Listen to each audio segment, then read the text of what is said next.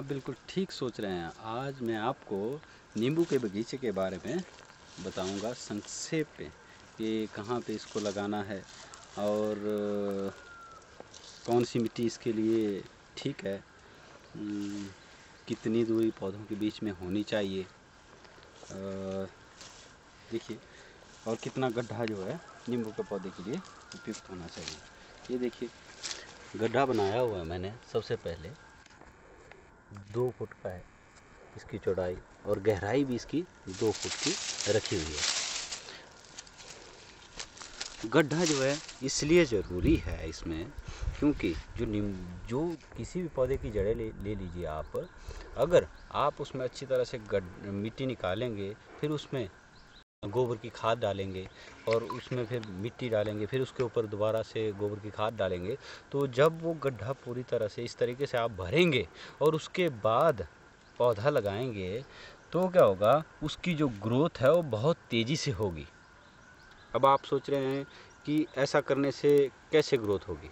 जो मिट्टी जो है वो एक प्रकार से पोरस हो जाती है, उसमें जो है एक तरह से आप कह लें कि ढीली हो जाती है, जिसमें पौधे की जड़ें एकदम जो है नीचे की तरफ चली जाती है। अगर एक बार जो पौधे की जड़ें हैं वो ढंग से मिट्टी में अपनी पकड़ बना लें तो पौधे की ग्रोथ बहुत तेज़ी से होती है। दूसरा, आपने जो नींबू का पौधा है उसके बीच में कम से कम 8 फुट की दूरी रखनी है। जैसे ये दूसरा पौधा है और एक पौधा ये है, तो इनमें कम से कम 8 या 9 फुट की दूरी है। देखिए आप, इस पौधे में और इस पौधे में भी 8 फुट की दूरी है।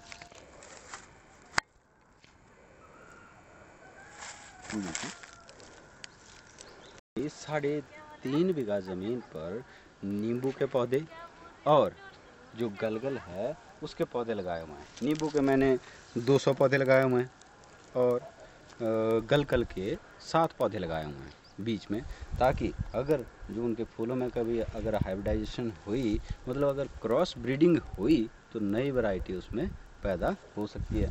आप देख सकते हैं पूरे खेत में मैंने यहाँ पे नींबू के पौधे लगाए हुए हैं। ये देखिए, इनके बीच में दूरी, कुछ पौधों के बीच में दूरी जो है 8 फुट से कम है, जो मेरी ही गलती समझ लो आप। तो लेकिन आपने जो है जो दूरी है वो 8 फुट ही रखनी है।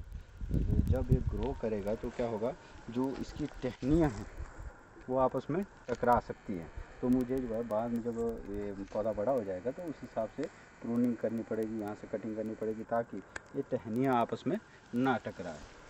लेकिन अगर आप उचित दूरी रखेंगे, जैसे इन दोनों पौधों के बीच में, देखिए इन दोनों पौधों के बीच में उचित दूरी है, तो इनमें जो है ज़्यादा प्रूनिंग करने की या कटिंग करने की ज़रूरत नहीं होगी।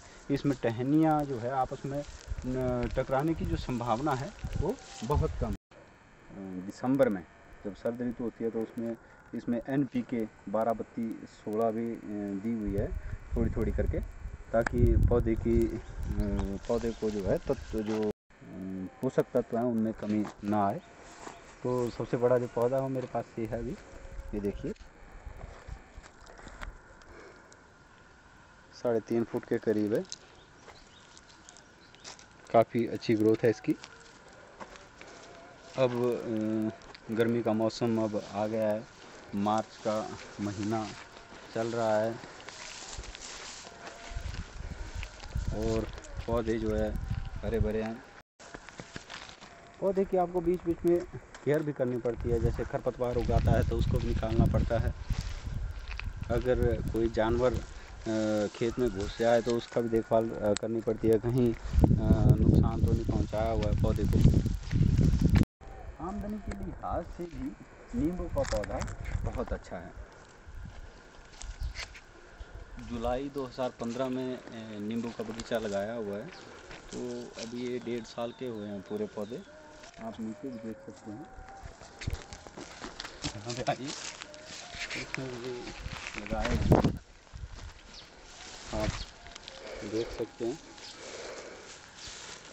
नीचे यहाँ पे गलगल का पौधा भी आपको दिखा देते हैं। देखिए बीच बीच में नींबू, ये गलगल का पौधा है आपका, इसके पहचान ये होती है कि इसके पत्ते जो हैं वो चौड़े होते हैं नींबू के पत्ते की अपेक्षा। तो 3 साल के बाद ये फल देना शुरू कर देंगे। अगर यहाँ पे अगर मार्केट रेट जब हमारे यहाँ पे नींबू जब निकलता है तो जो मार्केट रेट होता है वो 80 या 90 रुपये किलो होता है।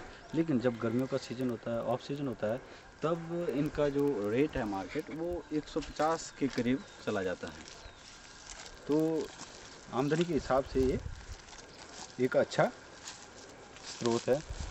एक नींबू का पौधा औसतन 20 से 25 किलो दे देता है। आप एक पौधे से जो है 2 या 3 हज़ार रुपये तक कमा सकते हैं। ये भी एक नींबू का पौधा ही है। यहाँ से जो गड्ढा बनाते वक्त हमने जब गड्ढा बनाया तो ये पत्थर इससे निकले नीचे से। अगर हम इसको ऐसे ही पौधे को लगा देते बिना गड्ढा किए तो इसकी ग्रोथ इतनी नहीं होनी थी। ये इसलिए पॉसिबल हो सकी क्योंकि हमने जो है इसमें जो है उचित जो इसके लिए गड्ढा है वो बनाया और उसमें गोबर की खाद डाली है। ये देखिए ये पौधा भी लगा हुआ है इसमें खेत में। ये बीच में जो है जानवर ने नुकसान पहुंचा दिया था तो दोबारा से इसकी जो ग्रोथ हुई है नीचे से, इसलिए अभी छोटा दिखाई दे रहा है आपको। और एक और पौधा है जिसको जानवर ने नुकसान पहुंचाया है।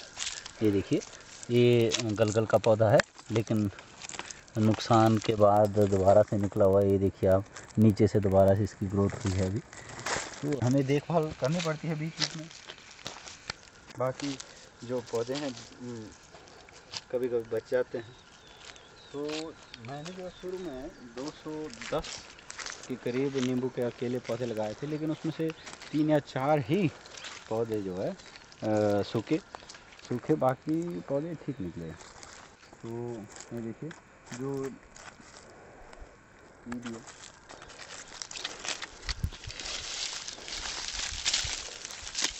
और एक पौधा ये है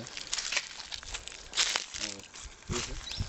इसको हमने बरसात में लगाया था। जो बगीचा है जुलाई 2015 जब बरसात का सीज़न था, क्योंकि उसमें बारिश भी होती है और खुदाई भी जल्दी हो जाती है।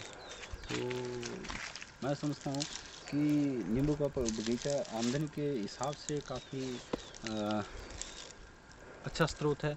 अगर आप भी बगीचा लगाने के इच्छुक हैं और आमदनी चाहते हैं कि आपको इससे हो, तो आपको भी इसकी तरफ अग्रसर होना चाहिए। मैं नहीं कहता कि आप नींबू का बगीचा ही लगाएं, लेकिन मिट्टी के हिसाब से, अपने एरिया के हिसाब से जितना आप जो है अपने जो नज़दीकी हॉर्टिकल्चर इंस्पेक्टर है या वहाँ के बागवानी जो विभाग है वहाँ से डिस्कशन करके कौन सा पौधा आप फलदार पौधा वहाँ पे लगा सकते हैं ताकि आप जो है उसमें सफलता हासिल करें। तो उनसे ज़रूर कांटेक्ट कीजिए। अगर आपको लगता है कि आप नींबू का बगीचा लगाना चाहते हैं तो और आपकी ज़मीन उसके लिए काफ़ी अच्छी भी है उसके लिए, तो आप वो भी कर सकते हैं। और अगर आप चाहते हैं कि और मैं बागवानी संबंधित जो वीडियोज़ हैं वो आपसे शेयर करूं, तो आप मेरे चैनल को सब्सक्राइब कर सकते हैं और YouTube में आप कमेंट के माध्यम से मेरे से कांटेक्ट कर सकते हैं। धन्यवाद।